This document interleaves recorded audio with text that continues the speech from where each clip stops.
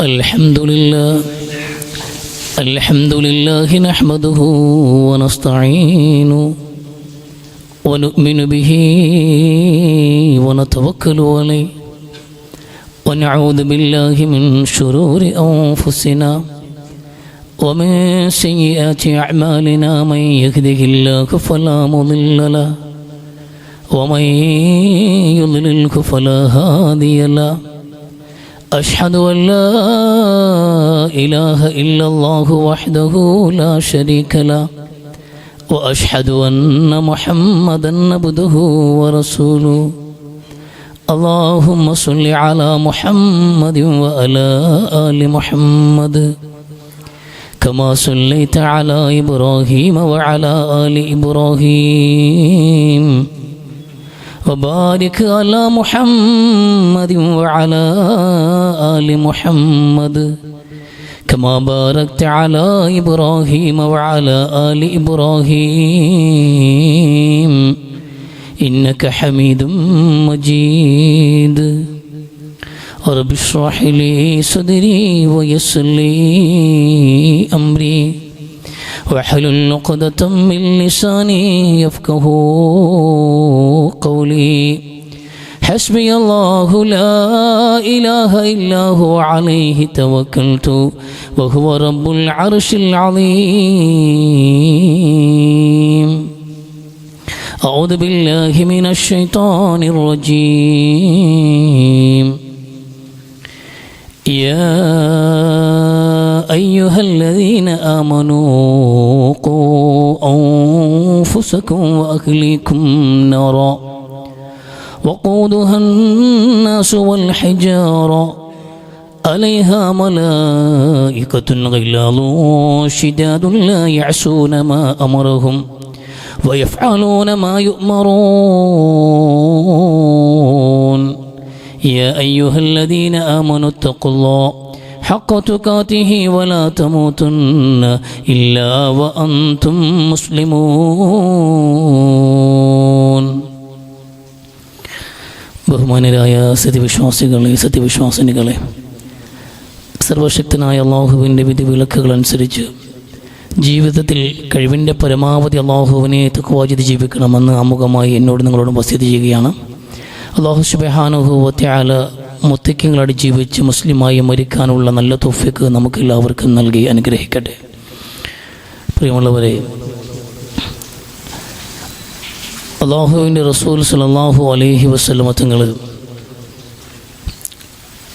മക്കയിലേക്ക് തിരിച്ചു വന്ന ഒരു വിജയത്തിൻ്റെ സന്ദർഭം വിശുദ്ധ ഖുർആൻ വിശദീകരിക്കുന്നുണ്ട്. ഏറ്റവും പ്രിയപ്പെട്ട കഅബയും പിറന്ന നാടുമൊക്കെ ഉപേക്ഷിച്ച്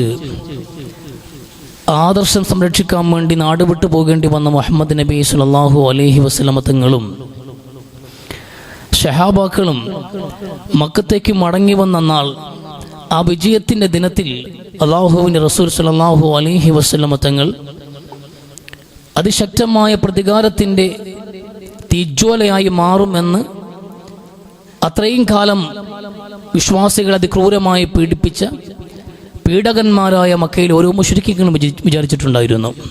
എന്ന പുണ്യ നബി സല്ലല്ലാഹു അലൈഹി വസല്ലമ തങ്ങളുടെ ചരിത്രത്തിലെ തന്നെ തുല്യതയില്ലാത്ത മാപ്പ്, പൊതുവായ ആ മാപ്പിലൂടെയാണ് മക്കം ഫത്ഹ് പോലും ശ്രദ്ധേയമായിട്ടുള്ളത്. എന്നാൽ അന്ന് മാപ്പ് കൊടുക്കാത്ത ചില പർട്ടിക്കുലർ വ്യക്തികളുണ്ട്. വിശ്വാസികൾക്ക് മറക്കാനോ പൊറുക്കാനോ കഴിയാത്ത വിധം വിശ്വാസികളെ അതിക്രൂരമായി മർദ്ദിച്ചിട്ടുള്ള, വിശ്വാസ സമൂഹത്തെ പിറകെ ഓടി നടന്ന് വേട്ടയാടിയിട്ടുള്ള എണ്ണം പറഞ്ഞ ചില ആൾക്കാർക്ക് അല്ലാഹുവിൻ്റെ റസൂലിൻ്റെ ആ പൊതുമാപ്പിൽ ഇടമുണ്ടായിരുന്നില്ല. അതിൽ പ്രധാനപ്പെട്ട വ്യക്തികളിൽ ഒരാളാണ് ഇക്രിമത്ത് ബിൻ അബി ജഹൽ, അബൂജഹലിൻ്റെ മകനായ ഇക്രിമ. ആ മാപ്പ് കിട്ടാത്തത് കൊണ്ട് തന്നെ അയാൾ ആ നാട്ടിൽ നിന്ന് രക്ഷപ്പെടാൻ തീരുമാനിക്കുകയും തൻ്റെ ഭാര്യയെ അറിയിച്ചിട്ട് തന്നെ ആ മനുഷ്യൻ ഒളിച്ചോടുകയും ചെയ്തു. തുടർന്ന് അടുത്ത ദിവസങ്ങളിൽ റസൂലുള്ളാഹി സ്വല്ലല്ലാഹു അലൈഹി വസല്ലമ തങ്ങളെ നിരവധി ആൾക്കാർ വന്ന് നേരിട്ട് കാണുകയും സംസാരിക്കുകയും ഇസ്ലാമിലേക്ക് എല്ലാവരും സ്വമനസാലെ കടന്നു വരികയും ചെയ്യുന്നൊരു പശ്ചാത്തലം നടന്നുകൊണ്ടിരിക്കുമ്പോൾ 10ഓളം സ്ത്രീകൾ റസൂലുള്ളാഹി സ്വല്ലല്ലാഹു അലൈഹി വസല്ലമ തങ്ങളുടെ മുമ്പിലേക്ക് കടന്നു വന്നു. ഓരോരുത്തരും അവരുടെ സാഹചര്യങ്ങൾ പറഞ്ഞു. അവർ ഇസ്ലാമിലേക്ക് കടന്നു വരാനുള്ള താല്പര്യം പ്രകടിപ്പിച്ചു. അങ്ങനെ ഷഹാദത്ത് ചൊല്ലി ഓരോ മനുഷ്യരായ കൂട്ടത്തിൽ നിന്ന് ഓരോ സ്ത്രീകളും ഇസ്ലാമിലേക്ക് വരാൻ തുടങ്ങിയപ്പോൾ ഹിന്ദ് റളിയല്ലാഹു തആല അൻഹ അവരും എന്ത് ചെയ്തിട്ടുണ്ടായിരുന്നു? ആ കൂട്ടത്തിൽ മൂടുപടം അടിഞ്ഞ് പ്രവാചകന്റെ മുമ്പിൽ വന്നിട്ടുണ്ട്. റസൂൽ മാപ്പ് കൊടുക്കുകയും ഇസ്ലാമിലേക്ക് ക്ഷണം അത് അവർക്ക് നൽകപ്പെടുകയും ചെയ്യുമെന്നുള്ളതിൽ അവർക്ക് വലിയ അവിശ്വാസമുണ്ടായിരുന്നു. കാരണം അത്രയും ക്രൂരതയാണ് ഇസ്ലാമിനോട് കാണിച്ചിട്ടുള്ളത്. പ്രവാചകന്റെ പ്രിയപ്പെട്ട പിതൃവ്യനായ ഹംസ റളിയല്ലാഹു അൻഹുവിൻ്റെ കരള് ചവച്ചു തുപ്പിയ ക്രൂരതയുടെ ആ ഒരു പ്രവൃത്തിയിൽ ഏർപ്പെട്ടിട്ടുള്ള ഹിന്ദിനെ സംബന്ധിച്ചിടത്തോളം ഈ മാപ്പ് ഒരു കാരണവശാലും ലഭ്യമാകില്ല എന്ന് കണക്കാക്കിയാണ് മൂടുപടം ഇട്ടുകൊണ്ട് അവർ നബിയുടെ മുമ്പിൽ വന്നിട്ട് കാര്യങ്ങൾ പറഞ്ഞു. മാപ്പുണ്ടോ എന്ന് ചോദിക്കുകയും ഇസ്ലാമിലേക്ക് കടന്നു വരാൻ ശ്രമിക്കുകയും ചെയ്യുന്നത്.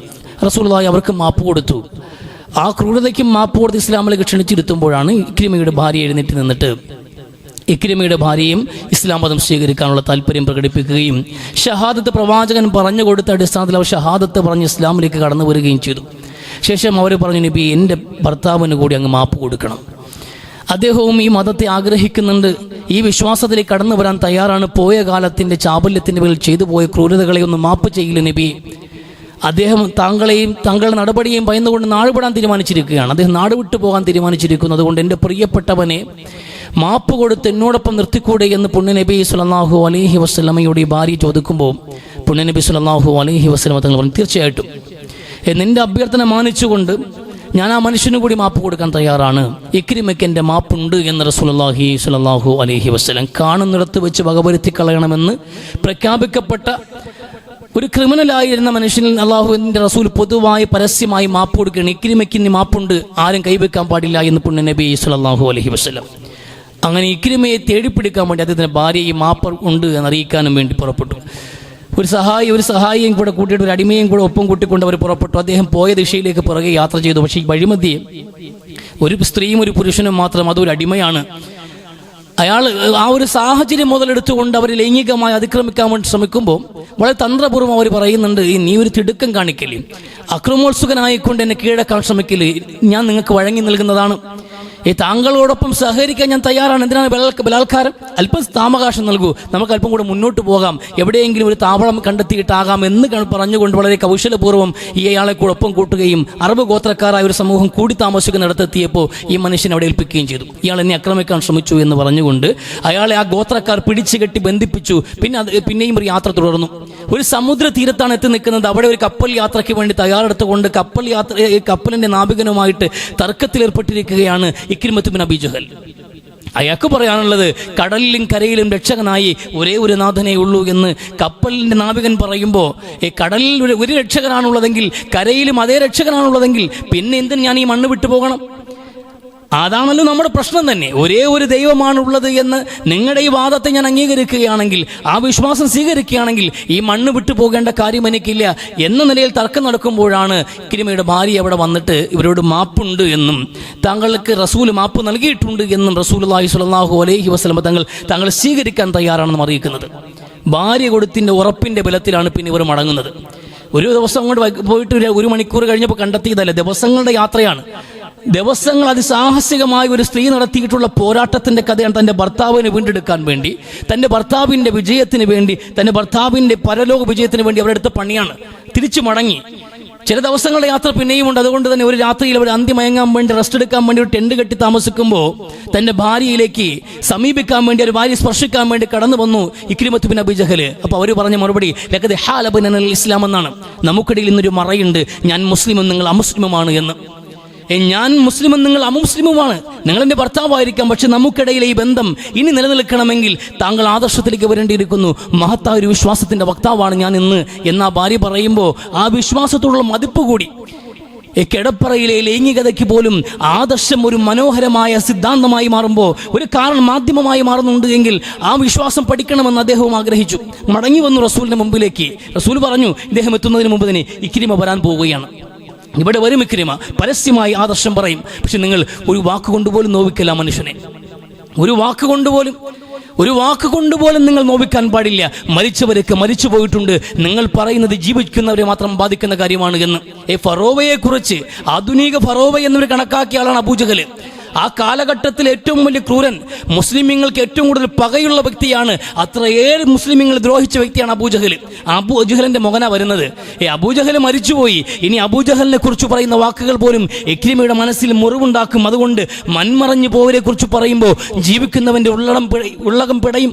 അതുകൊണ്ട് അത്തരം പരാമർശങ്ങൾ വേണ്ട. അബൂജഹലിനെ കുറിച്ച് ഫറോവ എന്ന് പറയുന്ന രീതിയൊന്നും വേണ്ട. ഒരു കാരണവശാലും അബൂജഹലിന്റെ മകനായതുകൊണ്ട് ഇക്രിമയോട് കുത്തുവാക്ക് പറയാൻ പാടില്ല എന്ന് റസൂലുള്ളാഹി സ്വല്ലല്ലാഹു അലൈഹി വസല്ലം സഹാബത്തിന് മുമ്പിൽ ചട്ടം കിട്ടി. അത് കഴിയുമ്പോൾ ഇക്രിമ വരുന്നു, ഇസ്ലാം മതം സ്വീകരിക്കാണ് പരസ്യമായിട്ട്. അന്ന് വരെ മുസ്ലിമീങ്ങളെ ദ്രോഹിക്കാൻ വേണ്ടി വാപ്പയുടെ അതേ സ്വഭാവം പുറത്തു കാണിച്ചുകൊണ്ട് മുമ്പന്തിയിൽ നിന്ന് മനുഷ്യനാണ് ഇക്രിമത്ത് ബിൻ അബീ ജഹൽ. പിന്നെ കാണാൻ കഴിയുന്നത് കൂടുതൽ സമയവും പള്ളിക്കകത്ത് അള്ളാഹുവിന്റെ കലാമം കൊണ്ടിരിക്കുന്ന കാഴ്ചയാണ്.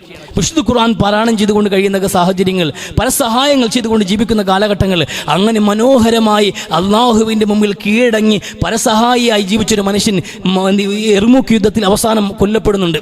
ഇസ്ലാമിൽ അള്ളാഹുവിന്റെ മാർഗത്തിൽ ആ മനുഷ്യൻ രൂക്ഷമായ യുദ്ധപാടവത്തിന് മുമ്പിൽ യുദ്ധ സൈനിക നീക്കങ്ങൾക്കിടയിൽ അദ്ദേഹം കൊല്ലപ്പെടുമ്പോൾ ആ ചരിത്രം നമുക്കറിയാവുന്നതാണ്. അദ്ദേഹം പ്രാണവായുവിന് വേണ്ടി പോരാടുന്ന നിമിഷം, ജീവന് വേണ്ടി പടയുന്ന നിമിഷത്തിൽ പോലും ആ മനുഷ്യന്റെ മുമ്പിലേക്ക് അടുപ്പിച്ച് ഒരു ഇറക്ക് വെള്ളം, കുടിക്കാൻ കൊടുത്ത വെള്ളം ആ മനുഷ്യൻ പറഞ്ഞത് എനിക്ക് വേണ്ട, അയാശിന് ദാഹിക്കുന്നുണ്ട്, അങ്ങോട്ട് കൊടുക്കാനാണ്. ഒരു കാലത്ത് മുസ്ലിങ്ങളെ ഓടിച്ചിട്ട് വേട്ടയാടാൻ വേണ്ടി നടന്ന മനുഷ്യൻ അവസാനം തൻ്റെ പ്രാണത്തിൽ പോലും, ജീവൻ വെടിയുന്ന നിമിഷത്തിൽ പോലും ചുണ്ടോടടിപ്പിച്ച ദാഹജലം അവരന് കൊടുത്തിട്ട് അതും ത്യജിക്കാൻ തയ്യാറായ ആദർശധീരനായി രക്തസാക്ഷിയായി ലോകത്തേറ്റവും മനോഹരമായ സുസ്ഥിരമായ മരണം ഭരിച്ച് ഈ ലോകത്തോട് ഇക്രിമ വിട പറഞ്ഞ് അങ്ങനെ പോവുകയും ഇന്നും അവസാനം വരെയുള്ള മനുഷ്യർ റളിയല്ലാഹു അൻഹു, ആ മനുഷ്യൻ അള്ളാഹു തൃപ്തിപ്പെടട്ടെ എന്ന് പറയുന്നൊരു സാഹചര്യം ഉണ്ടെങ്കിൽ ഒറ്റ കാരണം അദ്ദേഹത്തിന്റെ ഭാര്യയാണ്. ഒരു ഭാര്യയാണ്. ആ സ്ത്രീയുടെ ത്യാഗോജ്ജലമായ ഇടപെടലാണ് ഇക്രിമയെ കുറിച്ച് പറയുമ്പോൾ, ഇക്രിമത്ത് ബിൻ അബൂജഹൽ എന്ന് പറയുമ്പോൾ റളിയല്ലാഹു അൻഹു എന്ന് പറയാൻ നമ്മൾ നിർബന്ധിതരാക്കിയത്. അബൂജഹലിന്റെ മകന് വേണ്ടി പോലും റളിയല്ലാഹു അൻഹു പറയേണ്ട ഒരു സാഹചര്യം ഉണ്ടായി. ആ അബൂജഹലിന്റെ മകൻ പോലും സുസ്ഥിരമായ വിധത്തിൽ രക്തസാക്ഷിയായി ലോകത്തോട് വിട പറയാൻ കഴിഞ്ഞിട്ടുണ്ട് എങ്കിൽ അള്ളാഹുവിന്റെ ഖുർആൻ എടുത്ത് വെച്ചിട്ട് അതിൽ ചുംബിച്ചുകൊണ്ട് വിതുമ്പിക്കരഞ്ഞ് കലാമു റബ്ബി, ഇതെന്റെ റബ്ബിന്റെ കലാമാണെന്ന് പറഞ്ഞ് കരഞ്ഞിരിക്കാൻ പള്ളിക്കകത്ത് ഇക്രിമയെ കൊണ്ടെത്തിച്ചൊരു വ്യക്തി, അതിന്റെ പിന്നാമ്പുറത്ത് പ്രവർത്തിച്ചതാരെന്നറിയുമോ? അദ്ദേഹത്തിന്റെ ഭാര്യയാണ്. ദാമ്പത്യം, കുടുംബജീവിതം എന്ന് പറയുമ്പോൾ ആ ജീവിതത്തിനകത്ത് പരസ്പരം നമുക്കൊരു സഹായം നൽകേണ്ടതുണ്ട്. പരസ്പരം നമ്മൾ ഒരുമിച്ചൊരു കൂട്ടുത്തരവാദിത്വം പോലെയാണ് നമ്മുടെ പരലോക ജീവിതം ഇരിക്കുന്നത്, അതിന്റെ വിജയം ഇരിക്കുന്നത് എന്നതിന്റെ ഏറ്റവും മനോഹരമായ ഉദാഹരണമാണ്. റസൂലുള്ളാഹി പറഞ്ഞാൽ ഒരു മനുഷ്യന് തഖ്വയുള്ള ഒരു ഹൃദയം കഴിഞ്ഞാൽ കിട്ടിയിട്ടുള്ള ഏറ്റവും വലിയ മഹാസൗഭാഗ്യമാണ് ദീനിന്റെ വിഷയത്തിൽ തന്നെ സഹായിക്കുന്ന ഒരു ഭാര്യ എന്ന് പുണ്യ നബി സ്വല്ലല്ലാഹു അലൈഹി വസല്ലം. ഒരു മനുഷ്യന്റെ പാരത്രിക വിജയത്തിന് പിൻബലമാകുന്ന സഹധർമ്മിണിയെ കിട്ടാൻ കഴിഞ്ഞാൽ, അങ്ങനെ ഒരു ഭാര്യയെ നമുക്ക് കിട്ടിയാൽ, അങ്ങനെ ഒരു ഭർത്താവ് നമ്മുടെ സഹോദരിമാർക്ക് കിട്ടിയാൽ അതേറെ ഏറ്റവും വലിയ ഭാഗ്യമെന്ന് പുണ്യ നബി സ്വല്ലല്ലാഹു അലൈഹി വസല്ലം. കുടുംബത്തിന്റെ ഒരു ഉത്തരവാദിത്വം കൂടിയാണിത്. ഇത് ഭാര്യ ഭർത്തൃ ബന്ധത്തിൽ മാത്രമല്ല, മക്കൾ മാതാപിതാക്കൾ ബന്ധത്തിൽ പോലും ഇതാണ് ആവശ്യമായിട്ടുള്ളത്. യാ അയ്യുഹല്ലദീന ആമനൂ ഖൂ അൻഫുസകും വഅഹ്ലീകും നാറാ വഖൂദുഹാ അന്നാസു വൽ ഹിജാറ അലൈഹാ മലായികത്തുൻ ഗിലാദുൻ ഷിദാദ്. ശക്തന്മാരായ മലക്കുകൾ കാവൽ നിൽക്കുന്ന ആ നരകമുണ്ടല്ലോ, കത്തിയാൾ നരകം, വഖൂദുഹാ അന്നാസു വൽ ഹിജാറ എന്ന് കല്ലുകളെയും മനുഷ്യരെയും കരിക്കുന്ന ഇന്ധനമാക്കിയിട്ടുള്ള ആ നരകാഗ്നിയിൽ നിന്ന് നീ നിന്റെ തടിയെ രക്ഷിക്കണം. നീ സ്വയം രക്ഷപ്പെടാൻ ശ്രമിച്ചുകൊണ്ടേയിരിക്കണം. വഅഹ്ലീകും, നിന്റെ കുടുംബത്തെ നീ രക്ഷിക്കണമെന്ന് വിശുദ്ധ ഖുർആൻ. നമ്മുടെ ഒരു ബാധ്യതയാണ് ആ നരകത്തിൽ നിന്ന് രക്ഷ പ്രാപിക്കാൻ വേണ്ടിയുള്ള പ്രവർത്തനങ്ങൾ ഏർപ്പെടുക എന്നുള്ളത്. സ്വയം ചെറിയ കാര്യമല്ലല്ലോ നരകം എന്നുള്ളത്. അത്രയും ഭയാനകമായ ഒരു ലോകം നമ്മുടെ മുമ്പിലേക്ക് വെച്ചിട്ടാണ് അള്ളാഹു ദുനിയാവിലേക്ക് പറഞ്ഞു വിട്ടിട്ടുള്ളത്. അത്രയേറെ ഭയാനകമായ നരകം നമ്മുടെ മുമ്പിൽ വെച്ചിട്ടാണ് പറഞ്ഞത് ജീവിക്കാൻ ഈ ദുനിയാവിനപ്പുറത്ത് രണ്ട് ലോകം കൂടി കാത്തിരിക്കുന്നുണ്ട്. ഒന്ന് സ്വർഗമാണ്, മറ്റൊന്ന് നരകമാണ്. ഏത് ചൂസ് ചെയ്യണമെന്നുള്ളത് നിങ്ങളുടെ സ്വാതന്ത്ര്യമാണ് എന്ന് ഖുർആൻ, അതാ ഖുർആൻ ഹദീസ് മുമ്പിൽ വെക്കുന്നത്. നിങ്ങൾക്ക് തിരഞ്ഞെടുക്കാം. എന്നിട്ട് അള്ളാഹു പറയണം, വിശ്വാസികളെ, നിങ്ങൾ നരകം അത്രയും മോഹിപ്പിക്കുന്ന സ്ഥലമല്ല, അപകടകരമായൊരു തീജ്വാലയാണ് നരകം എന്നുള്ളത്. വളരെ ഗൗരവപ്പെട്ട വിഷയമാണ്. ആ നരകത്തിൽ നിന്ന് നിങ്ങൾ സ്വയം രക്ഷപ്പെടാവുന്ന വിധം ജീവിക്കുക. നിങ്ങളുടെ കുടുംബത്തെ അങ്ങനെ ജീവിപ്പിക്കാൻ പ്രേരിപ്പിച്ചുകൊണ്ടേയിരിക്കുക. അത് നിങ്ങളുടെ ബാധ്യതയാണെന്ന്. അത് നമ്മുടെ ഏറ്റവും വലിയ ബാധ്യത. ഭാര്യയും ഭർത്താവും പരസ്പരം സഹായിച്ചുകൊണ്ടേയിരിക്കണം. മക്കളും മാതാപിതാക്കളും പരസ്പരം ദുനിയാവിന്റെ വിഷയത്തിലില്ല, പരലോകത്തിന്റെ വിഷയത്തിൽ സഹായിച്ചുകൊണ്ടേയിരിക്കണം. റസൂൽ പറഞ്ഞു, റഹിമല്ലാഹു ഇംറഅൻ, ഒരു മനുഷ്യൻ അല്ലാഹു റഹ്മത്ത് ചെയ്യട്ടെ എന്ന്. ഐക്കള, അയാൾ ഉണർന്നു. അയാൾ രാത്രി ഉണർന്നു നമസ്കരിക്കാൻ വേണ്ടിയിട്ട്. എന്നിട്ട് അയാളെ ഭാര്യയെ തട്ടി വിളിച്ചിട്ട് അവളെയും വിളിച്ചു നിർത്തി. അവൾ ഉറക്കത്തിന്റെ ചടവ് കാരണം, ഉറക്കത്തിന്റെ ആ സുഖം കാരണം എണീക്കാൻ വിസമ്മതിച്ചപ്പോ മുഖത്തേക്ക് വെള്ളം തളിച്ചിട്ട് അവരെ തട്ടി വിളിച്ചു എഴുന്നേൽപ്പിച്ചിട്ട് അവരെ നമസ്കരിക്കാൻ വേണ്ടി കൂടെ കൂട്ടിയ ഭർത്താവുണ്ടല്ലോ, അയാൾക്ക് അല്ലാഹുവിന്റെ റഹ്മത്ത് ഉണ്ടാവട്ടെ എന്ന് പുണ്യ നബി സ്വല്ലല്ലാഹു അലൈഹി വസല്ലമ. റസൂല് ഇന്ന് രാത്രി നമസ്കരിക്കും, സുദീർഘമായി നമസ്കരിക്കും. വിത്ർ നമസ്കരിക്കാൻ സമയമാകുമ്പോൾ ഭാര്യ വിളിക്കും, അവിത്രു എന്ന്. ആയിഷ എണീക്ക്, വിത്ർ നമസ്കരിക്കാം. ആയിഷയെ വിളിച്ചു നിർത്തിയിട്ട് നമസ്കരിക്കാൻ പറയും. കാരണം ആയിഷ സുഖമായി ഉറങ്ങുമ്പോൾ ആ സുഖം കെടുത്തിക്കളയുന്നതിലല്ലേ റസൂലിന് ചിന്ത ഉണ്ടാകുന്നത്. അവർക്ക് എല്ലാ സുഖങ്ങളും കിട്ടുന്ന, തന്നോടൊപ്പം നാളെ സ്വർഗ്ഗത്തിൽ കഴിയുന്ന അനശ്വരമായ സുഖത്തിലേക്ക് എത്തിക്കാൻ ആവശ്യമായ അമലുകൾ സമ്പാദിക്കാൻ വിളിച്ചു നിർത്തി. അതാണ് റസൂൽ നടപടി എന്നുള്ളത്. അങ്ങനെ വിളിച്ചു നിർത്തുന്ന ഭർത്താവിന് അല്ലാഹുവിന്റെ കാരുണ്യം ഉണ്ടാകട്ടെ എന്ന്. അതുപോലെ ഭാര്യയ്ക്കും. ഒരു സ്ത്രീ രാത്രി ഉണർന്നു, അവൾ ഭർത്താവിനെ വിളിച്ചുണർത്തി. അയാൾ നല്ല ക്ഷീണിതനാണ്, സുഖമായി ഉറങ്ങുകയാണ്, അതുകൊണ്ട് ഉറങ്ങിക്കോട്ടെ എന്ന് സുബഹിക്ക് പോലും വിളിക്കാതെ, സുബഹി നമസ്കരിക്കാൻ പോലും ഭർത്താവിനെ വിളിക്കാതെ ഭാര്യ എഴുന്നേറ്റ് നിസ്കരിക്കുകയാണ്. ഭാര്യ എഴുന്നേറ്റ് നമസ്കരിച്ചു. അതും കഴിഞ്ഞ് നിസ്കാരം കഴിഞ്ഞ് ദിക്റും ചൊല്ലി ഖുർആൻ ഓതി അവളിങ്ങനെ മുസല്ലിരിക്കണം. അപ്പോഴും പുതപ്പിട്ട് മൂടി സുഖമായി ഉറങ്ങുന്ന ഭർത്താവ് 7-8 മണിയൊക്കെ ഉണരുമ്പോ അയാളുടെ മുമ്പിൽ ചായയുമായി ചെല്ലുന്ന ഒരു ഭാര്യയല്ല ഇസ്ലാമിന്റെ സങ്കല്പത്തിനുള്ളത്. അതല്ല, അയാളെ വിളിച്ചു നിർത്തിയിട്ട് നമ്മുടെ പരലോകമാണ്, നിങ്ങളുടെ പരലോകമാണ്, നിങ്ങളുടെ സ്വർഗ്ഗ നരകങ്ങളാണ് ഈ നമസ്കാരത്തിൽ പോലും ഉള്ളത് എന്ന് അങ്ങനെ തോന്നിപ്പിക്കുന്ന വിധത്തിൽ അവളെ വിളിച്ചു നിർത്തിയിട്ട്, ഭർത്താവിനെ വിളിച്ചു നിർത്തിയിട്ട് അത്രയേറെ ക്ഷീണമുണ്ടെങ്കിൽ, ക്ഷീണം വൈകി വന്ന് ആളാണ്, ഇപ്പോൾ വന്നിട്ടേ ഉള്ളൂ, ഉറങ്ങാൻ കടന്നിട്ടേ ഉള്ളൂ, സുബഹി കഴിഞ്ഞ് ഇനിയും ഉറങ്ങാം. അങ്ങനെ ഒരു സാഹചര്യത്തിൽ വിശ്രമം മനുഷ്യന് അനിവാര്യമാണ്. അപ്പോഴും സുബഹി എന്നുള്ള ഇന്ന സ്വലാത്ത കാനത്തിൽ മുഅ്മിൻ കിതാബൻ മൗഖൂത എന്ന് നമസ്കാരത്തിന് സമയമില്ലേ? ആ സമയത്തിൽ നിർവഹിക്കേണ്ടത് ബാധ്യതയില്ലേ? ആ ബാധ്യത ഓർമ്മപ്പെടുത്തുക, പരസ്പരം സഹായിക്കലാണ്.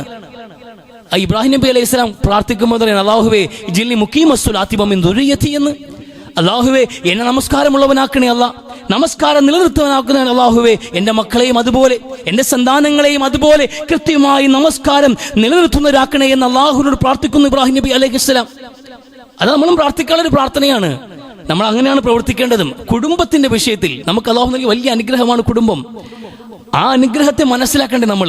ആ അനുഗ്രഹം മനസ്സിലാക്കിയിട്ട് നമ്മുടെ സ്നേഹഭാജനമായി നമുക്ക് ചുറ്റുമുള്ള നമ്മുടെ പ്രിയപ്പെട്ടവരെ അവരെ കൂടി പരലോകത്തെക്കുറിച്ചുള്ള ഉത്കണ്ഠയും ആ ഒരു ചിന്താഗതിയും നമുക്ക് എപ്പോഴും ഉണ്ടാകണം. അങ്ങനെ ജീവിക്കാനുള്ളത് നമുക്ക് നൽകിയ വലിയ അനുഗ്രഹം, മനുഷ്യൻ നൽകിയ ഏറ്റവും വലിയ പ്രിയപ്പെട്ട അനുഗ്രഹമാണ് കുടുംബം എന്നുള്ളത്. അത് ആരൊക്കെ എങ്ങനെ എന്തൊക്കെ നിരസിച്ചാലും ഇന്ന് കുടുംബം വലിയ ബാധ്യതയാണ് ആൾക്കാർക്ക്.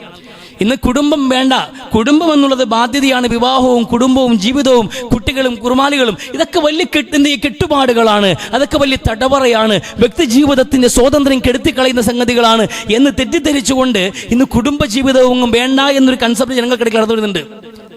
അതെങ്ങും വേണ്ട, ഇതിൻ്റെ ഒരു ആവശ്യമില്ല, അങ്ങനെ കൃത്യമായൊരു പ്രായമാകുമ്പോൾ വിവാഹം കഴിക്കണം, മക്കളാകണം, അങ്ങനെ കുടുംബത്തോടെ ഒരു വീട് വെച്ച് സെപ്പറേറ്റ് ആവണം. എന്നിട്ട് ഇവർക്ക് എല്ലാവർക്കും വേണ്ടി പണിയെടുക്കാൻ വേണ്ടി ഒരുത്തൻ പുറത്തിറങ്ങണം, ഒരാൾ അടുക്കളയിൽ കിടന്ന് വരകണം. അങ്ങനെ ഇങ്ങനെ ജീവിതം മുഴുവനും മറ്റുള്ളവർക്ക് വേണ്ടി പണിയെടുത്ത് ജോലി ചെയ്ത് അവർക്ക് ശമ്പളം, അവർക്ക് ചാപ്പാടിട്ട് മരുന്നുണ്ടാക്കി കൊടുത്ത് അവർക്ക് വിദ്യാഭ്യാസം കൊടുത്ത് അങ്ങനെ വളർത്തിയെടുത്ത് അങ്ങനെ കുറെ കെട്ടുപാടുകളും കടമകളും ബാധ്യതകളുടെയും തടവറയിൽ ജീവിക്കേണ്ടവനാണ് മനുഷ്യൻ. അല്ല, മനുഷ്യനോട് സ്വതന്ത്രമായി വിഹരിക്കേണ്ടവനാണ്. എന്ത് ചെയ്യുക, ഒരു പക്ഷികളെ പോലെ അവരെവിടെ ഇങ്ങനെ പറന്ന് കിടക്കുന്ന പോലെ നമുക്കിനി പറന്ന് നടക്കണം. ഒരാൾക്ക് നമ്മൾ തടയാൻ കഴിയാൻ പാടില്ല, ഒരു കടമകൾ നമ്മൾ കെട്ടിയിടാൻ പാടില്ല. അതുകൊണ്ട് സ്വതന്ത്രമായി സമ്പാദിച്ച് ഇഷ്ടത്തിന് തിന്നും കുടിച്ചും രമിച്ചും വിദേശ രാജ്യങ്ങളിൽ പാറിപ്പറന്ന് അങ്ങനെ നടക്കുന്നതാണ് മനുഷ്യ ജീവിതം കണക്കാക്കുന്നത്. അതല്ല ജീവിതം. കുടുംബമാണ് മനുഷ്യ ജീവിതത്തിന്റെ അർത്ഥം തന്നെ. മനുഷ്യ ജീവിതത്തിന് അഴകും അർത്ഥവും ഉണ്ടാകണമെങ്കിൽ മനുഷ്യൻ കുടുംബമായി ജീവിക്കാൻ കഴിയണം.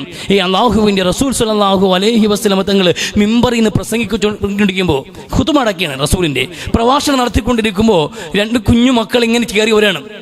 2 കുഞ്ഞുമക്കള് നല്ല ചുവപ്പുടുപ്പൊക്കെ ഇട്ടിട്ട് 2 കുഞ്ഞുമക്കൾ കയറി വന്നിട്ട് ഇടയ്ക്ക് ഇങ്ങോട്ട് നടക്കും, പിന്നെ വീഴും എഴുന്നേക്ക് നടക്കും. ഈ അവസ്ഥയിൽ ഈ കുഞ്ഞുമക്കൾ പള്ളിക്കകത്ത് കയറി വരുമ്പോൾ റസൂൽ പ്രഭാഷണം നിർത്തിയിട്ട് മെമ്പറിൽ നിന്നിറങ്ങി ഓടിച്ചെന്ന് വാരിയെടുത്ത മക്കളെ 2 പേരെയും, ഹസനും ഹുസൈനെയും വാരിയെടുത്ത് റസൂലുള്ളാഹി ഫ്രണ്ടിൽ കൊണ്ടിരുത്തി. എന്നിട്ട് മെമ്പറിൽ കയറിയിട്ട് പറഞ്ഞു, അള്ളാഹു പറഞ്ഞത് എത്ര സത്യമാണെന്ന്, പടച്ചവൻ പറഞ്ഞത് എത്രയോ വലിയ സത്യം.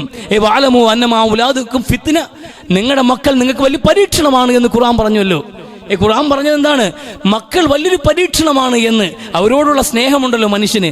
ഈ 2 മക്കള്, ഫാത്തിമ ഇവിടെ കൊണ്ട് പള്ളിയിൽ നിന്ന് വാതിൽ വിട്ടിട്ട് പോയതാ. ഫാത്തിമ നല്ല കുളിപ്പിച്ച് ഒരുക്കി അവരെ നല്ല വസ്ത്രങ്ങൾ അണിയിച്ചിട്ട് കുഞ്ഞു മക്കളെ കുഞ്ഞ് ഹസനെയും ഹുസൈനെയും കൊണ്ട് പള്ളിവാതിൽക്കൽ വിട്ടുപോയി. ആ 2 മക്കളും നടന്നെന്ത് ചെയ്തു? 2 മക്കളും പിച്ച വെച്ച് നടന്ന് കയറി വരുന്ന കാഴ്ച കണ്ടിട്ട് അവർ വീഴുന്ന കണ്ടിട്ട് സഹിക്കാൻ പറ്റിയില്ല. അങ്ങനെ ഞാൻ ഇറങ്ങിയിട്ട് അവർ വാരിയെടുത്തത് എന്ന് പുണ്യ നബി സ്വല്ലല്ലാഹു അലൈഹി വസല്ലമ. എത്ര വലിയ പരീക്ഷണമാണ് ഇതെന്ന്. ആ മക്കളോടുള്ള സ്നേഹം, ആ ജീവിതത്തിന് അർത്ഥമുണ്ടാകുന്നത് പേരക്കുട്ടികളും മക്കളും കുടുംബമൊക്കെ ആകുമ്പോഴാണ്. ദ ഐലൻഡ് ഓഫ് ബ്ലഡ് എന്ന് പറഞ്ഞിട്ട് ഒരു ഗ്രന്ഥമുണ്ട്, ഒരു ആത്മകഥയാണ് അനിതാ പ്രതാപിൻ്റെയും. അതിൽ അവർ പറയുന്നൊരു വാക്കുണ്ട്, ആമുഖമായി എഴുതുമ്പോൾ തന്നെ അവർ പറയുന്ന കാര്യമാണ്, ലോകത്ത് ഒരുപാട് ബഹുമതികൾ എന്നെ തേടി വന്നിട്ടുണ്ട്. ഞാൻ വലിയ ജേർണലിസ്റ്റ് ആയതുകൊണ്ട് തന്നെ ഒരുപാട് അംഗീകാരങ്ങൾ നേടി വന്നിട്ടുണ്ട്, ഒരുപാട് ബഹുമതികൾ എനിക്ക് തേടിയിട്ടുണ്ട്, ഒരുപാട് വിജയങ്ങൾ ഞാൻ നേടിയെടുത്തിട്ടുണ്ട്. എൻ്റെതായി പുറത്തു വന്ന ഒരുപാട് റിപ്പോർട്ടുകൾ ഈ ലോകത്തുണ്ട്, മികവ് പുലർത്തുന്ന ഒരുപാട്. പക്ഷെ എൻ്റെ ജീവിതത്തിലെ ഏറ്റവും മനോഹരമായ മുഹൂർത്തം ഏതെന്ന് എന്നോട് ചോദിച്ചാൽ, നിങ്ങൾക്ക് ഏറ്റവും വലിയ സന്തോഷം നൽകിയ നിമിഷം ഏതെന്ന് ചോദിച്ചാൽ, എൻ്റെ ആദ്യത്തെ കുഞ്ഞിന് ജന്മം നൽകിയിട്ട് ഞാൻ അമ്മയായി മാറിയ നിമിഷമുണ്ടല്ലോ, അതാണ് എൻ്റെ ജീവിതത്തിലെ ഏറ്റവും മനോഹരമായ നിമിഷമെന്ന്. ലോകത്തെ ഏറ്റവും മനോഹരമായ നിമിഷം ഒരു മനുഷ്യനെ ഒരു ജീവനിൽ നിന്ന് മറ്റൊരു ജീവൻ ഉണ്ടാകുന്ന നിമിഷമാണ്. ഒരു ജീവനിൽ നിന്ന് മറ്റൊരു ജീവൻ കൂടി ഉണ്ടാകുന്ന നിമിഷം, അവിടെയാണ് മനുഷ്യ ജീവിതത്തിന്റെ അർത്ഥമുണ്ടാകുന്നത്. നമുക്കൊരു കുഞ്ഞ് ജനിക്കുമ്പോഴാണ്, ഒരു പിതാവാകട്ടെ ഒരു ഉമ്മയാകട്ടെ, ലോകത്തെ ഏറ്റവും വലിയ വേദന ജീവിച്ചിരിക്കുന്ന മനുഷ്യൻ അനുഭവിക്കുന്ന വേദന പ്രസവ വേദനയാണ്. ആ വേദനയ്ക്കിപ്പുറമാണ് ലോകത്തെ ഏറ്റവും വലിയ സന്തോഷം ഇരിക്കുന്നത്.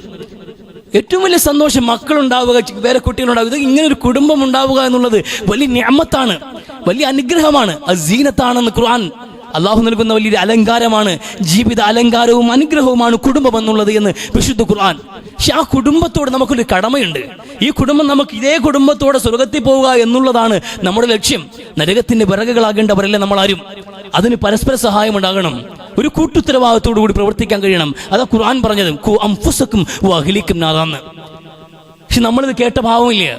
നമ്മളിൽ നല്ലവർ പോലും, നല്ലവരെന്ന് പറയുന്ന ആൾക്കാരുണ്ടല്ലോ, കൃത്യമായി ബാങ്ക് വിളിക്കാൻ നിസ്കരിക്കാൻ വരും, കൃത്യമായി നോമ്പെടുക്കും, ദീനി കാര്യങ്ങൾ ചിട്ടവട്ടമായി കൃത്യമായി പാലിക്കും. അത് താടിയിൽ കാണാൻ പറ്റും, അത് വസ്ത്രത്തിൽ കാണാൻ കഴിയും, ഓരോ സ്ത്രീകളിലും നമുക്കത് കാണാം, ഉമ്മമാർക്കും അപ്പമാർക്കും അത് കാണാൻ കഴിയും. പക്ഷെ മക്കളെ കാണാനില്ല, മക്കളുടെ വിഷയത്തിൽ കാണാനില്ല. പള്ളിയിൽ നിന്ന് ബാങ്ക് വിളിക്കുമ്പോൾ ആ ബാങ്കിന് വിളിച്ചിട്ടുണ്ട്, നിസ്കരിക്കാൻ സമയമായി. അപ്പോൾ ഉപ്പാപ്പ പോയിട്ട് പെട്ടെന്ന് റൂമിൽ കയറുന്നു, ഒതു എടുക്കുന്നു, ഡ്രസ്സ് മാറുന്നു, അയാൾ ഇറങ്ങി വരാണ്. ആ വീട്ടിൽ അയാളുടെ മകനുണ്ട്, അയാളുടെ മകന്റെ മക്കളുണ്ട്, പേരക്കുട്ടികൾ കളിച്ചുകൊണ്ടിരിക്കുകയാണ്. ആ കുട്ടികളാരെയും വിളിച്ചിട്ടില്ല പള്ളിയിലേക്ക് വരാൻ, മകനെ വിളിച്ചിട്ടില്ല പള്ളിയിലേക്ക് വരാൻ. ഇയാളിങ്ങ് ഒരുങ്ങിയിറങ്ങി വരാണ്. കാരണം അയാൾക്കറിയാം ഈ നമസ്കാരം ബാധ്യതയാണ് എന്ന്. അതുകൊണ്ട് നമ്മുടെ പരലോകം വിജയമാക്കണമല്ലോ, അതുകൊണ്ട് ഞാൻ നിസ്കരിക്കാൻ പോകുന്നു എന്ന് പറഞ്ഞ് അയാൾ നിസ്കരിക്കാൻ വരാണ്. ഈ പേരക്കുട്ടികളെ കൂട്ടിയിട്ടില്ല. നമ്മുടെ പണ്ട് കാലങ്ങൾ അങ്ങനെയല്ലേ, ഒരു സഫിൽ നോക്കുമ്പോൾ ഒരു വീട്ടിലെ ആൾക്കാരുണ്ടാവും, വാപ്പ ഉണ്ടാവും, മക്കളുണ്ടാവും, ചെറുമക്കളുണ്ടാകും. ഈ മക്കളിൽ ചില ആൾക്ക് വളരെ ചെറിയ പ്രായത്തിലുള്ള 3-4 വയസ്സുള്ള കുട്ടികൾ ഈ സഫിലൂടെ ഇങ്ങനെ കറങ്ങി നടക്കുന്നുണ്ടാകും, നിഷ്കളങ്കരായ കുട്ടികൾ. അങ്ങനെ പള്ളിക്കകം ഉണ്ടായിരുന്നത്, അങ്ങനെ അവർ ചുറ്റിപ്പറ്റി നിന്നത്. ഹസനും ഹുസൈനും ഒക്കെ പള്ളിയിൽ ചുറ്റിക്കറങ്ങിയത്, അങ്ങനെ ശീലിപ്പിച്ചത്. കുഞ്ഞു മക്കൾ ഈ പള്ളിക്കകത്ത് തന്നെ ഉണ്ടാവും. റസൂൽ നമസ്കരിക്കുമ്പോൾ റസൂലിന് ചുമരിക്കേറിയിരിക്കുന്ന പിഞ്ചു മക്കളെ കാണാൻ കഴിയും. ഹസനെയും ഹുസൈനെയും തോളിക്കേറിയിരിക്കും. അവർ കയറിയിരിക്കുമ്പോൾ സുജൂദ് നീട്ടും, അവർ എഴുന്നേൽക്കുന്നത് വരെ റസൂലുള്ളാഹി സ്വല്ലല്ലാഹു അലൈഹി വസല്ലം. അങ്ങനെ നമ്മളെ ചുറ്റിപ്പറ്റി നമ്മളിൽ നിന്ന് മതം പഠിക്കേണ്ടവർ നമ്മളെ മക്കൾ, അല്ലെ? അവരെ ചേർത്ത് പിടിക്കേണ്ടവരല്ലേ നമ്മളെ മക്കളും, നമ്മൾ ചെറുമക്കളും ഒക്കെ. ഇല്ല, നമ്മളിങ്ങ് പള്ളി വരും, അപ്പം നമുക്ക് ഗൗരവമുണ്ടല്ലോ. കൃത്യമായ അലാറം വെച്ച് സുബഹിക്ക് എഴുന്നേറ്റ് നമസ്കാരം, കൃത്യമായി നോമ്പ് പിടിക്കും, കൃത്യമായ എല്ലാ അമലുകളും ചെയ്യും, ദിക്റുകളുണ്ട്, ഖുർആൻ പാരായണം. പക്ഷെ മക്കൾക്ക് അതൊന്നും ബാധകമല്ല. ഉമ്മമാരുടെ അവസ്ഥയും അതുപോലെ. ഉമ്മമാർ വലിയ പർദ്ദയൊക്കെ ഇട്ട് നല്ല സൂഫിയത്തായിട്ട് വളരെ നല്ല രീതിയിലുള്ള ജീവിതമാണ്. അന്യപുരുഷന്മാരെ മുമ്പിലേക്ക് ഇറങ്ങുമ്പോൾ അവർ കൃത്യമായി വസ്ത്രം ധരിച്ചുകൊണ്ടല്ല അത് പുറത്തിറങ്ങാറില്ല. പക്ഷെ പെൺമക്കളെ പഠിപ്പിക്കുന്നതോ, മക്കളും ചെറുമക്കളും യാത്ര ചെയ്യുന്നതോ, കിലോ കണക്കിന് കോസ്റ്റ്യൂം വേണം അവർക്ക്. മുഖത്ത് പൂശാൻ മാത്രം എന്തുമാത്രം സംഗതി വേണം. ഇപ്പൊ ഏത് പെൺകുട്ടികൾ, ഏത് മുസ്ലിം പെൺകുട്ടിയാണ് ലിപ്സ്റ്റിക് തേക്കാതെ, മുഖത്ത് ഫേസ് ക്രീം ഇടാതെ ഏത് പെൺകുട്ടികളെ നമുക്ക് കാണാൻ കഴിയുന്നത് തെരുവിൽ? ഇവര് ഉമ്മമാര് ഭയങ്കര നിസ്കാരമായിട്ട് പർദ്ദയിട്ട് വീട്ടിനകത്തിരിക്കാണ്. പെൺമക്കളൊക്കെ സ്ലീവ്ലെസ് ഇട്ട് പുറത്തിറങ്ങിയിരിക്കാണ്. കൈയുള്ള വസ്ത്രങ്ങൾ പിള്ളേർക്ക് അലർജി. പിള്ളേർക്ക് ഇപ്പോൾ അലർജിയാണ് കൈയുള്ള വസ്ത്രങ്ങൾ. ഈ നമ്മുടെ മുസ്ലിം കുട്ടികളാണ് കൈയില്ലാത്ത ഇടുമ്പോഴും തലയിൽ ഇങ്ങനെ ചുറ്റി സാധനം വെച്ചിരിക്കുന്ന കാര്യം മനസ്സിലാവുന്നില്ല നമുക്ക്. ഇതാണ് അവസ്ഥ എന്നുള്ളത്. അപ്പം നമ്മളൊക്കെ, എനിക്ക് എൻ്റെ സ്വർഗം നോക്കണം, അതുകൊണ്ട് ഞാൻ കൃത്യമായി നമസ്കരിക്കുന്നു, കൃത്യമായ വേഷഭൂഷങ്ങൾ, ഇസ്ലാമികമായ കൾച്ചർ നമുക്ക് കീപ്പപ്പ് ചെയ്യുന്നുണ്ട്, എല്ലാം പക്ക. എൻ്റെ മക്കളുടെ വിഷയത്തിൽ അത് കാലാനുസൃതമായ മാറ്റമാണ്. കാലങ്ങൾ, ഈ കാലഘട്ടത്തിലും മക്കളോട് അവരെ നീ പർദ്ദ ധരിക്കണമെന്ന്, അല്ലെങ്കിൽ നഗ്നത മറക്കുന്ന വസ്ത്രങ്ങൾ കൃത്യമായിട്ട്, മുഖവും മുൻകൈ ഒഴിച്ചുള്ളത് പുരുഷന്മാർക്ക്, സ്ത്രീകൾക്ക് കൃത്യമായിട്ട് ഈ ഇബാദത്തുകൾ പോലും അവറത്താണെന്ന് പറയുമ്പോൾ ആ ഭാഗങ്ങൾ അതൊഴികെയുള്ളതെല്ലാം എന്ത് ചെയ്യണം? മറച്ചു നടക്കുന്ന സാഹചര്യം ഉണ്ടാകണം. അന്യപുരുഷന്മാരുടെ മുമ്പിൽ മൂടുപടം വരെ ധരിച്ചുകൊണ്ട് സ്ത്രീകൾ ഇറങ്ങി നടക്കണം എന്ന് പറയുന്ന കൾച്ചറില്ല. അതിന് ഈ കാലഘട്ടത്തിൽ എങ്ങനെ മക്കളോട് പറയുക? ഈ കാലഘട്ടത്തിൽ ഇങ്ങ് പറയാൻ പറ്റില്ല. അത് പറഞ്ഞാൽ നമ്മൾ യാഥാസ്ഥിതികരായി പോകും. അതുകൊണ്ട് നമ്മൾ എന്ത് ചെയ്യണം? പുരോഗമനത്തിനൊപ്പം മക്കളെ വിട്ടുവിടുകയാണ്. അവരവരുടെ ഇഷ്ടത്തിന് പൊക്കോട്ടെ എന്ന്. ചെറുമക്കൾ അങ്ങനെ ചെറിയ പ്രായം മുതൽക്കേ ഈ മോഡേൺ ഡ്രസ്സുകൾ ധരിപ്പിച്ച്, ഈ ഷോർട്സുകൾ ധരിപ്പിച്ച് അത് ശീലമാക്കണം. അത് നമ്മുടെ കുട്ടികൾക്ക് പോലും ശീലമായിക്കൊണ്ടിരിക്കുകയാണ്. അവസാനം എന്താണ് അവസ്ഥ എന്നുള്ളത് നമ്മുടെ കയ്യിലെങ്കിൽ നിൽക്കാറില്ല. ഈ മോഡേൺ കൾച്ചർ പഠിപ്പിച്ച് ഒരു വലിയൊരു തലമുറ എത്തിസ്റ്റുകളായി, യുക്തിവാദികളായി, ആന്റി ഇസ്ലാമിസ്റ്റുകളായി മാറി പണം കിട്ടാൻ വേണ്ടി ഇസ്ലാമിനെയും ചീത്ത വിളിക്കാൻ വേണ്ടിയിട്ട് യൂട്യൂബ് ഇടങ്ങളിലും അതാണെങ്കിൽ ഫേസ്ബുക്കുകളിലും നിറഞ്ഞു നിൽക്കുന്നവരായി മാറിയിട്ടുണ്ട്. മുസ്ലിം പേരുള്ള ഒരാൾ മുസ്ലിങ്ങളെയും അല്ലാഹുവിനെയും റസൂലിനെ ആക്ഷേപിക്കാൻ വേണ്ടി തന്റെ ഇടം കാണിച്ച് ധൈര്യം കാണിച്ചാൽ അവന് എന്ത് വരുമാനം വേണമെങ്കിലും കൊടുക്കാൻ ആൾക്കാരുണ്ട്. നമ്മളെ വീട്ടിൽ നിന്നൊക്കെ ഇറങ്ങി പോകുന്ന ഈ സാധനങ്ങൾ നമ്മുടെയൊക്കെ വീടുകളിൽ നിന്നാണ്. അള്ളാഹുവിന്റെ റസൂലിനെ ആക്ഷേപിക്കുന്നവർ, അള്ളാഹുവിന്റെ ഖുർആനെ കളിയാക്കുന്നവർ, അള്ളാഹുവിനെ കളിയാക്കുന്നവർ നമ്മുടെ വീടുകളിൽ നിന്നാണ് ഉണ്ടാകുന്നത്. എന്തുകൊണ്ടാണ്? ചെറുപ്പം മുതലേ നമ്മൾ കൊടുക്കുന്ന വിദ്യാഭ്യാസത്തിന്റെ ക്വാളിറ്റിയാണ്, നമ്മൾ കൊടുക്കുന്ന മതപരമായ ചിട്ടകളുടെ കുറവ് കൊണ്ടാണ് നമ്മൾ ഈ രീതിയിൽ അവരെ വളർത്തുന്നത്. അവരെ ഫ്രീഡമായിട്ട് വിട്ടിരിക്കുകയാണ്. ഈ കാലഘട്ടത്തിന്റെ മാറ്റങ്ങൾക്കനുസൃതമായി അവർ ജീവിക്കട്ടെ. എനിക്ക് മാറ്റം വേണ്ട, എനിക്ക് എന്നെ പരലോകമാണെന്ന്. അങ്ങനെ സെൽഫിഷ് ആകേണ്ട ഒരു വിഷയമാണോ ഇത്? നമ്മുടെ മാത്രം കാര്യം നോക്കേണ്ട അവസ്ഥയാണോ ഇത്? നമുക്കൊരു ബാധ്യതയില്ലേ? ചോദിക്കപ്പെടില്ലേ നമ്മളോട്, നിങ്ങളുടെ മക്കളോട്? നമ്മുടെ കർത്തവ്യം പൂർത്തീകരിച്ചിട്ട് അവരെങ്ങനെ പോയാലും നമുക്ക് ബാധ്യതയില്ല. എല്ലാവർക്കും ഹിദായത്ത് കൊടുക്കാൻ നമ്മൾ വിചാരിച്ച് നടക്കുന്ന കാര്യമില്ല. അതിന് നമ്മുടെ മക്കളായാൽ പോലും എന്ന് വിശുദ്ധ ഖുർആൻ നബിയോട് നബി എന്താ കണക്കാക്കുന്നത്? നിങ്ങൾക്ക് ഇഷ്ടപ്പെടുന്നവർക്ക് കൊടുക്കാൻ പറ്റുന്നതാണ് സന്മാർഗമെന്നോ?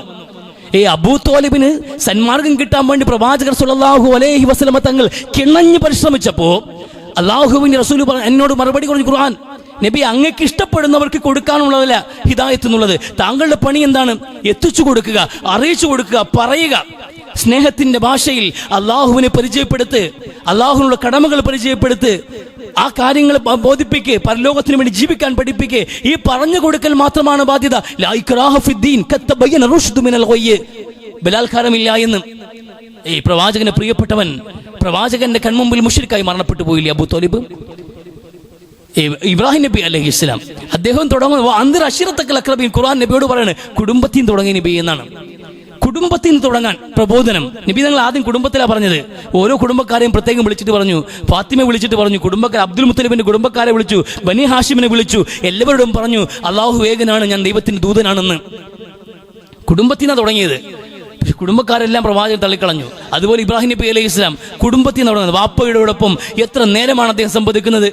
യാ അബത്തി യാ അബത്തി യാ അബത്തി. ഖുർആനിൽ എത്ര തവണയാണ് വാക്ക് കാണുന്നത്? എന്റെ പിതാവ്, എന്റെ പിതാവ്, എന്റെ പിതാവ് എന്ന് ഇബ്രാഹിം നബി അലൈഹി ഇസ്ലാം വിളിച്ചുകൊണ്ട് സ്നേഹത്തിന്റെ ഭാഷയിൽ ഇബ്രാഹിം നബി അലൈഹി ഇസ്ലാം പിതാവിനോട് നടത്തിയ സംവാദങ്ങൾ, സ്നേഹത്തോടെ നടത്തിയ ക്ഷണങ്ങൾ. അവസാനം ലഅർജുമന്നക, നിന്നെ ഞാൻ ചീത്ത വിളിക്കേണ്ടി വരും, കല്ലെറിയേണ്ടി വരും, വായടക്കണം ഇബ്രാഹിമെ എന്ന് പിതാവ് പറയുന്നൊരവസ്ഥയിലേക്ക് കാര്യങ്ങൾ നീങ്ങി. അപ്പോഴും സ്നേഹത്തോടെ പറഞ്ഞു, നിങ്ങൾക്ക് വേണ്ടി ഞാൻ അല്ലാഹുവിനോട് മാപ്പ് ചോദിക്കുമെന്ന്, നിങ്ങൾക്ക് വേണ്ടി അല്ലാഹുവിനോട് ഞാൻ പൊറുക്കൽ ചോദിക്കുമെന്ന് ഇബ്രാഹിം നബി അലൈഹി ഇസ്ലാം സ്വന്തം പിതാവിനോട് അവസാനം വരെ വിശ്വസിച്ചില്ലല്ലോ. പറയേണ്ട ബാധ്യത നിർവഹിച്ചിട്ടുണ്ട്. അതാ ഇബ്രാഹിം നബി അലൈഹി ഇസ്ലാം ചെയ്തത്. പറയേണ്ട നമുക്കൊരു ബാധ്യതയാണ്.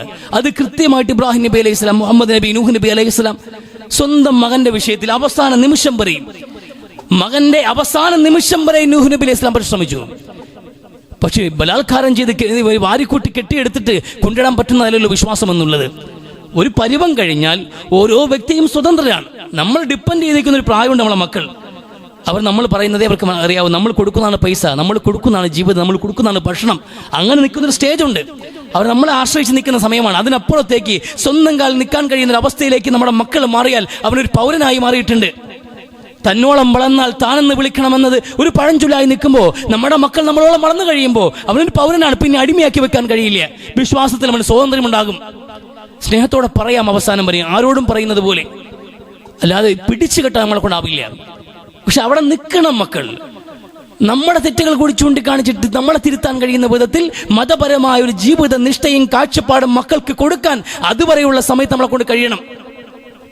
7-ാം വയസ്സിൽ നമസ്കരിക്കണമെന്ന് ഓരോ വക്ത് ബാങ്ക് വിളിക്കുമ്പോഴും പറഞ്ഞുകൊണ്ടേയിരിക്കുന്ന വാപ്പയും ഉമ്മയും, 10-ാം വയസ്സിന് ശേഷവും അവൻ സ്വന്തമായി നിസ്കരിക്കാത്ത ചില നിസ്കാരങ്ങൾ ഉഴപ്പുമ്പോൾ കമ്പെടുത്തിട്ട് അടി കിട്ടുമെന്ന് പറയുന്ന മെല്ലെ തട്ട് കൊടുത്തിട്ട് നമസ്കാരമാണ് മക്കളെ, വലിയ ഗൗരവമുണ്ട് എന്ന് അങ്ങനെ നമസ്കാരം ശീലിപ്പിക്കുന്ന രക്ഷകർത്താക്കൾ അവർ ധിക്കരിക്കില്ല മക്കള്. അതിലൊരു സൈക്കോളജി കൂടിയുണ്ട്. നമ്മളെ അനുസരണശീലം കൊണ്ട് മക്കൾക്ക് എപ്പോഴും നിൽക്കുന്ന പറയുമ്പോൾ 7-10 വയസ്സിന് ശേഷമൊക്കെ നമ്മളിങ്ങനെ പറഞ്ഞുകൊണ്ടിരിക്കുകയാണ്. വേറൊന്നും പറയാറില്ലല്ലോ, ഒന്നും പറയാറില്ല മക്കളോട്. അവർ പിണങ്ങുന്ന പേടി, വഴക്ക് പറയാറില്ല, നമ്മളൊന്നും ഇന്നത് അത് ചെയ്ത് ഇതൊന്നും പറയാറില്ല.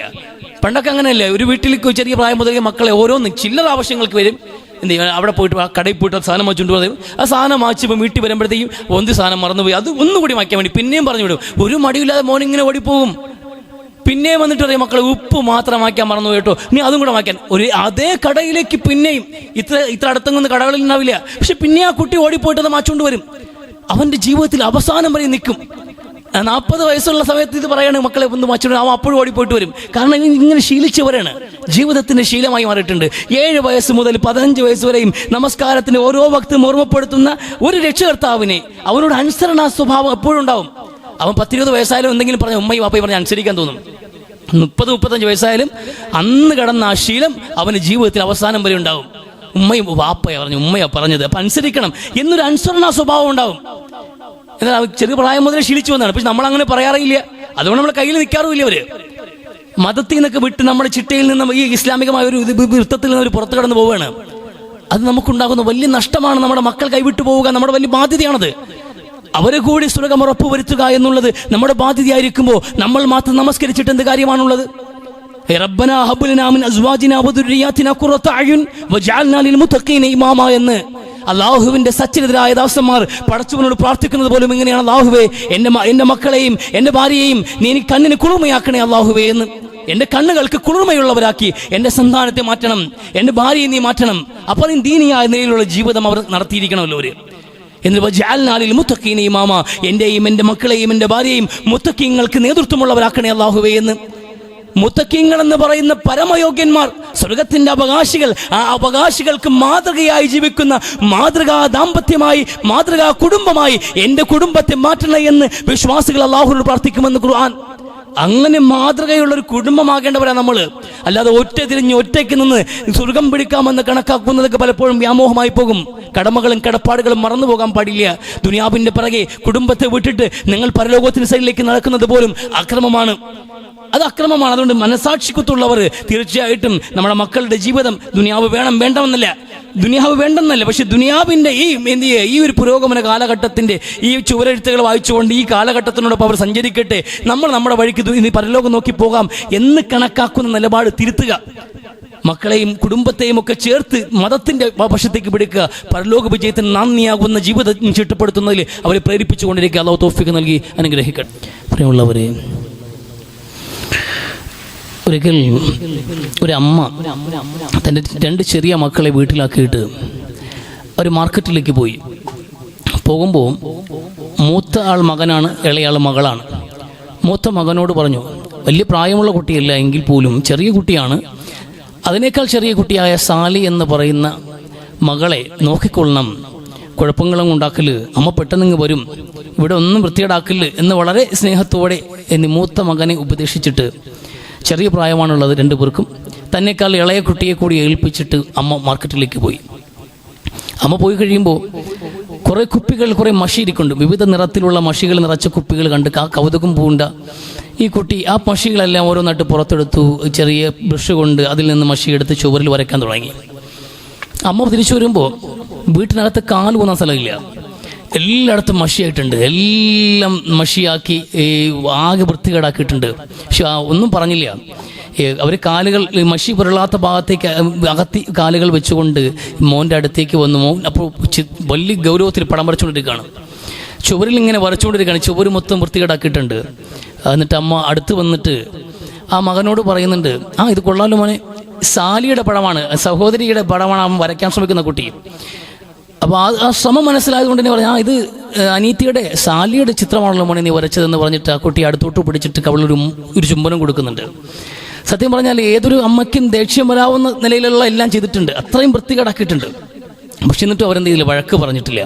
സ്നേഹത്തോടെ പിടിച്ച് ഒരു ചുംബനം കൊടുത്തിട്ട് അവൻ്റെ ചിത്രരചനയിലുള്ള ഒരു വാസന, ഒരു കഴിവും ഉണ്ട് എന്ന് കണക്കാക്കി നല്ല പ്രോത്സാഹനം കൊടുത്തു. പിൽക്കാലത്ത് ഏറ്റവും വലിയ ബെഞ്ചമിൻ വെസ്റ്റ് എന്ന് പറയുന്ന ഏറ്റവും വലിയ ചിത്രകാരനായ മനുഷ്യൻ മാറുന്നുണ്ട്. അയാൾ പിൽക്കാലത്ത് പ്രബലമായി പറയുന്നൊരു വാക്കുണ്ട്, എപ്പോഴും പറയുന്നൊരു വാചകമുണ്ട്, എൻ്റെ അമ്മയുടെ ചുംബനമാണ് എന്നെ ചിത്രകാരനാക്കിയത് എന്ന്. ഒരു പക്ഷേ അന്ന് എന്നെ തളർത്തിക്കളയാൻ കഴിയുമായിരുന്നു, പക്ഷേ എന്നിട്ട് മുന്നേ സ്നേഹത്തോടെ ചേർത്ത് പിടിച്ച ആ അമ്മയുടെ ചുംബനമാണ് എന്നെ ചിത്രകാരനാക്കിയത് എന്ന് പറയുന്നൊരു വാക്കുണ്ട്. ഈ ഒരു മനുഷ്യനെ നിർമ്മിച്ചെടുക്കുന്നതിൽ ഒരു രക്ഷകർത്താക്കൾക്ക് വലിയ പങ്കുണ്ട്.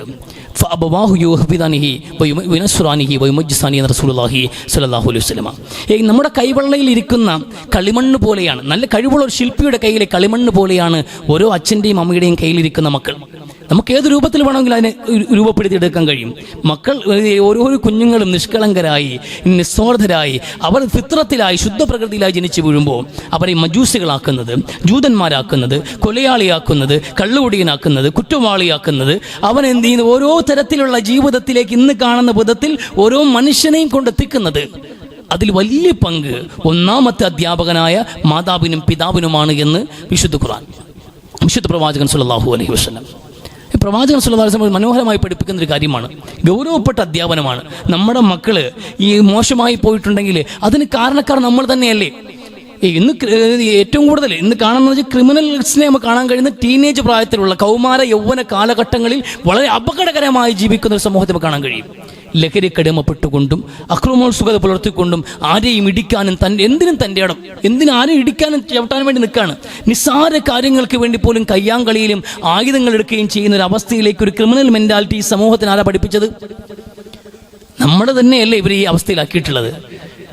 ഇവരെങ്ങ ആ ഫ്രീഡത്തിന് അങ്ങനെ തോന്നിയവാസികളായി ജീവിക്കാൻ വേണ്ടി വിട്ടുകൊടുത്തിട്ട് അവസാനം ഈ കൊലയാളിയായി, ലഹരിയുടെ അടിമയായി, കുറ്റവാളിയായി, നമ്മുടെ പിടിച്ചുപറിക്കാരനായി, അത് കണക്കിന് പീഡകനായി ഇവരൊക്കെ നമ്മുടെ മുമ്പിൽ വന്ന് നിൽക്കുന്നൊരവസ്ഥ ഉണ്ടാകുമ്പോൾ അന്ന് ഖേദിച്ചിട്ട് വല്ല കാര്യമുണ്ടോ? നമ്മളുടെ മുമ്പിൽ ഗൗരവത്തോടെ ഏൽപ്പിക്കപ്പെട്ട വലിയൊരു ഉത്തരവാദിത്വം കൂടിയാണ് നമ്മുടെ സന്താനങ്ങൾ എന്നൊരു ഓർമ്മ നമുക്കുണ്ടാകണം. അവരുടെയും നമ്മുടെയും പരലോക വിജയം എവിടെ നിൽക്കുന്നു എന്നതിനെക്കുറിച്ച് കൃത്യമായൊരു ആലോചന ഉണ്ടാകണം. ആ വിധത്തിൽ വേണം നമ്മുടെ ജീവിതം ചിട്ടപ്പെടുത്താൻ. ഹസ്രമായൊരു കാലഘട്ടം മാത്രമാണിത്. ഇവിടെ ബംഗ്ലാവ് പണിയാൻ വേണ്ടി മക്കളെ പ്രേരിപ്പിക്കുന്നതിൽ വലിയ വിജയം നമുക്ക് കാണാൻ കഴിയില്ല. അതല്ല, ദുനിയാവിൽ ഇവിടെ വലിയൊരു സക്സസ് ഉണ്ടാക്കി വലിയ വിജയം നേടിയെടുത്ത് നാലുക്കൊപ്പം നല്ലതുപോലെ അഭിമാനിയായി മക്കൾ കോടീശ്വരന്മാരായി ജീവിക്കുന്നത് കണ്ട് കൺകുളിർമയോടെ മൺമറഞ്ഞു പോകാൻ വേണ്ടി ആശിക്കുന്ന മാതാപിതാക്കളാണ് നമ്മളിൽ കൂടുതലും. ഇതിനും അപ്പുറത്തേക്ക് മറിച്ച് അപ്പുറത്ത് ചെന്നിട്ടും കുടുംബത്തോടൊപ്പം ചിരിച്ചുകൊണ്ട് സന്തോഷത്തോടെ ഒരുമിക്കുന്ന ആ സ്വർഗീയ ആരാമത്തിൻ്റെ മുഹൂർത്തത്തെക്കുറിച്ച് ആരും സ്വപ്നം കാണാറുമില്ല, ആഗ്രഹിക്കാറുമില്ല, പ്രവർത്തിക്കാറുമില്ല എന്നതാണ് യാഥാർത്ഥ്യം എന്നുള്ളത്. അത് തിരുത്തപ്പെടേണ്ടതുണ്ട്. ഗൗരവത്തോടെ ചിന്തിച്ച് കാര്യങ്ങൾ മനസ്സിലാക്കി പ്രവർത്തിക്കുക. അല്ലാഹു തൗഫീഖ് നൽകി അനുഗ്രഹിക്കട്ടെ. അല്ലാഹു മഗ്ഫിറിൽ മുഅ്മിനീന വൽ മുഅ്മിനാത്ത് വൽ മുസ്ലിമീന വൽ മുസ്ലിമാത്ത് റബ്ബനാ ആതിനാ ഫിദ് ദുനിയ ഹസന വഫിൽ ആഖിറതി ഹസനത വഖിനാ അദാബന്നാർ റബ്ബനാ റബ്ബി തമ്മിൽ ഖൈരി വശ്ശആദ ആമീൻ ബിറഹ്മതിക യാ അർഹമർ റഹീം.